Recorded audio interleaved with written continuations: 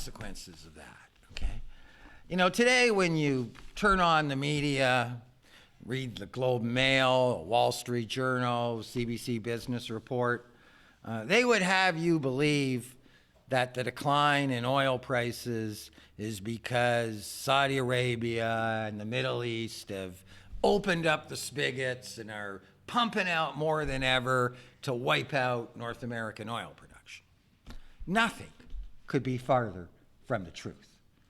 OPEC is producing the same 30 million barrels a day that they've been producing in the last 5 years. There's been changes within OPEC, big increases in Iraqi production. Iran, of course, is under the sanctions and haven't been able to produce as much. Saudi's producing more or less the same 10 million barrels a day. And you know why? It's because that's all they can produce. They've already maxed out. I mean, they maxed out way back in 2005. That's why we have an oil sands. That's why they are fracking formations in the Bakken in North Dakota. And that's why we're drilling deep water wells, is because OPEC can't provide anymore. Where has the increase in production come from? Guess where the increase in production has come from? It's come from right here, North America. And of course, up until a couple of years ago, that was trumpeted, that we're no longer going to be dependent on hostile regimes like Big Bad Hugo Chavez in Venezuela or unstable countries in the Middle East, that we're going to be able to be self-sufficient in oil because of all this oil that we're now getting from shale formations and from the oil sands. But the reality was that energy independence was based on very high oil prices, because you need very high oil prices to be able to frack shale formations and get oil, or to be able to scoop up 2 tons of oil sands to get a barrel of oil, okay? You don't do that if there's conventional supply available. The problem was there's no longer the growth in conventional supply. All of the increase has been us. And now we have a glut in the oil market. We have more oil than is being demanded. But the culprit is not OPEC.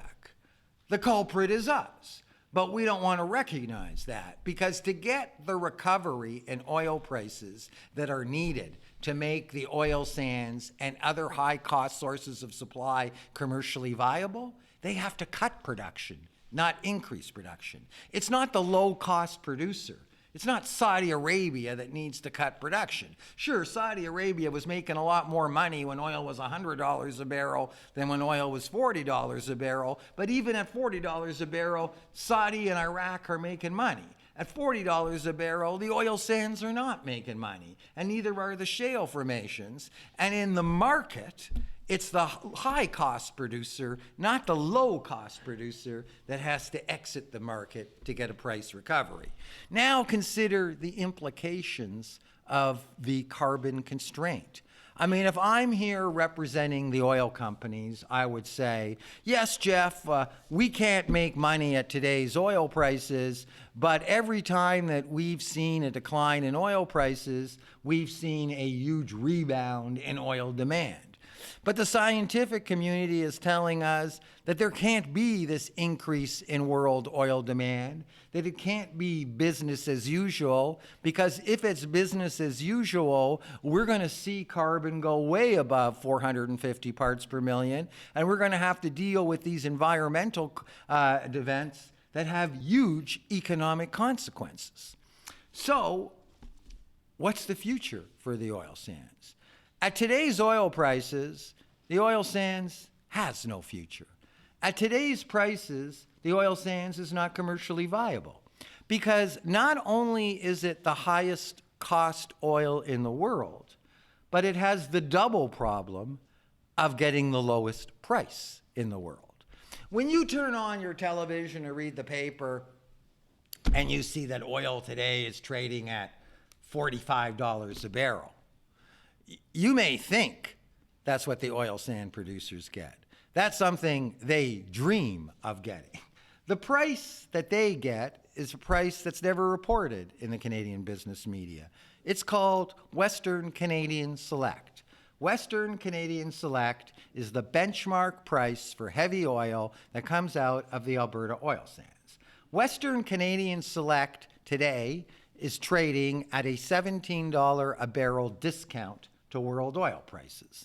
The price that oil sand producers are getting today for their oil is something in the neighborhood of $27 to $28. The cost of new supply from the oil sands, all these projects that we're going to double oil sand production in the next 10, 15 years, is $60 to $80. That doesn't make any economic sense.